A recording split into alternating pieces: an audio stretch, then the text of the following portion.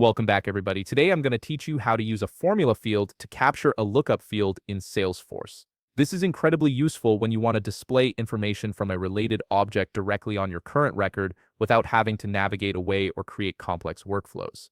Let's start by accessing the Setup area. In the top right corner of your Salesforce interface, you'll see a gear icon. Click on it and then select Setup from the drop-down menu.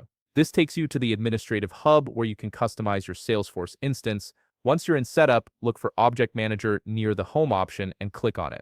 Object Manager is where all your Salesforce objects live, whether they're standard objects like contact and account or custom objects you've created for your organization. Now select the object you want to work with. For example, if you're working with contact records, click on Contact from the list. This opens up all the customization options for that specific object. In the left sidebar, you'll see several tabs. Click on Fields and Relationships.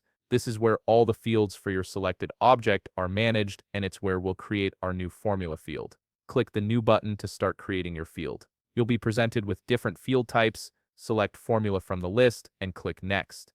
Formula fields are powerful because they allow you to pull and display data dynamically from related records. Now you'll need to configure your formula field. Enter a field label, something descriptive like account name formula.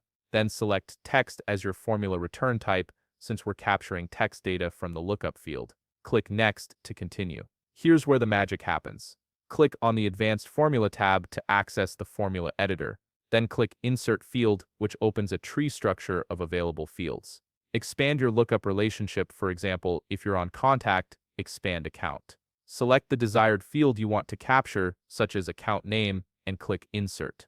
You should see the formula populate with something like account.name. Always click Check Syntax to make sure your formula is valid before proceeding. Click Next to move forward. You'll now set field level security by selecting which profiles should have access to view and edit this field. Make your selections and click Next again. Finally, choose which page layout should display this new formula field.